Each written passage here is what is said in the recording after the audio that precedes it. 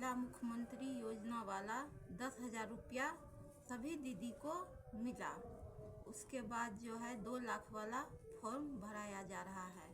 जो फॉर्म की है 7 पेज का फॉर्म है। देखिए हम दिखा रहे हैं 1 2 3 4 5 6 7 पेज का फॉर्म है, जिसमें डॉक्यूमेंट्स लग रहा है 1 Aadhaar card, 1 bank account, 1 PAN card, 1 दीदी का पति का आधार कार्ड, 1 आय, 1 निवास, 1 जाति प्रमाण पत्र।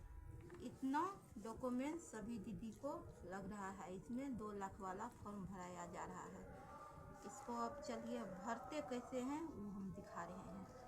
जैसे यहाँ लिखा है DNRLM के अंतर्गत SAG सदस्यों के लिए व्यक्तिगत ऋण हेतु आवेदन। यहाँ शाखा प्रबंधक शाखा प्रिय महोदय, जैसे यहाँ है मैं दीदी का नाम लिखना है। सब जैसे हम लिखे हैं इसमें सविता देवी, गांव का नाम लिखे हैं, पंचायत लिखे हैं, ब्लॉक लिखे हैं, जिला लिखे हैं, स्वयं सहायता समूह का नाम लिखे हैं। उसके बाद फिर नीचा चलिए, नीचा है क में SAG तथा सदस्य की ID, SAG का नाम जैसे कौन SAG में है वो नाम लिखेंगे। उसके बाद DNRLM SAG ID, जैसे हम लोग पहले लोकोस किए थे उसमें दीदी का लोकोस किए थे तो SAG का लोकोस ID इसमें भरना है। उसके बाद SAG सदस्य का नाम, तो SAG में जो दीदी को हम लोकोस में किए थे वो दीदी का नाम लिखेंगे। उसके बाद दीदी का लोकोस पर जो ID है वो ID भरेंगे। उसके बाद है ख में अपने स्वयं सहायता समूह के साथ सदस्य को ऋण विवरण में, जैसे यहाँ देखिए लिखा है स्वयं सहायता समूह की सदस्यता की तिथि, जिस दिन दीदी जुड़ी है उस दिन का तिथि हम डालेंगे। उसके बाद है पिछले 3 वर्षों में उसके द्वारा स्वयं सहायता समूह से लिए गए ऋण की संख्या, जैसे ऋण बहुत तरह का आता है, RF, ICF, लिंकेज बैंक से जो हम लोग कराते हैं, बहुत तरह का आता है। उसमें जो दीदी ली है वो हमको दर्शाना है। जैसे 2 ली है, ICF का ऋण ली है, लिंकेज का ऋण ली है तो 2 लिख दिए इसमें। उसके बाद स्वयं सहायता समूह से ली गई अंतिम ऋण की राशि यानी दीदी सबसे अंतिम में जो ऋण ली है वो ऋण हम लिखे हैं यहाँ पे। उसके बाद पिछले 3 वर्षों में SAG से ली गई अब तक की सबसे अधिक ऋण राशि, मतलब दीदी कितना ऋण ली है वही अंतिम राशि तो यही हुआ, यही हम लिख देंगे। स्वयं सहायता समूह के पास बकाया वर्तमान ऋण की राशि, दीदी के पास कितना ऋण बकाया है।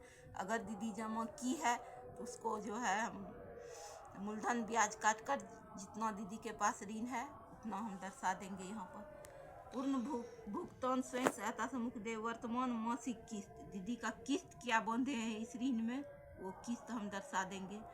पिछले 12 महीनों में EMI में हुई 30 दिनों से अधिक विलंब की संख्या, यानी दीदी विलंब कितना की किस्त जमा करने में, तो जो अगर विलंब की है तो वो लिखेंगे, नहीं तो 0 डालेंगे।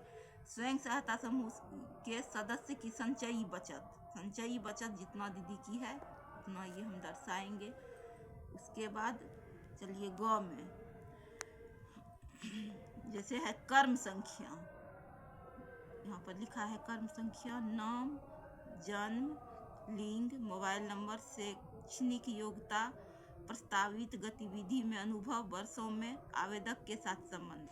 अब दीदी का यहाँ डॉक्यूमेंट्स भरेंगे, जैसे सविता देवी भरे हैं इसमें, उसका भरेंगे जन्म तिथि, लिंग, उसके बाद मोबाइल नंबर, कितना दीदी पढ़ी लिखी है वो डालेंगे, कितना दिन से इसमें दीदी जुड़ी है वो हम डालेंगे, आवेदक के साथ संबंध, तो पत्नी डालेंगे, पति पत्नी ही साथ में रहती है।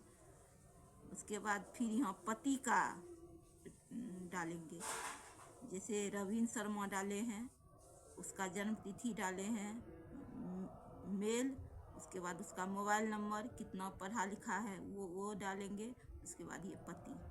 अब चलिए यहाँ, उसके बाद यहाँ हो गया कर्म संख्या। फिर आईडी प्रूफ दस्तावेज। आईडी प्रूफ दस्तावेज यानी आधार कार्ड जो हम दीदी का लेते हैं वो आधार कार्ड डालेंगे। आईडी प्रूफ संख्या, आधार कार्ड का जो संख्या है वो डालेंगे। उसके बाद प्रमाण पत्र, निवास प्रमाण पत्र यहाँ पर डालेंगे। निवास प्रमाण पत्र का संख्या जो है वो डालेंगे। फिर पैन कार्ड डालेंगे, पैन कार्ड का जो संख्या है वो डालेंगे। उसके बाद चलिए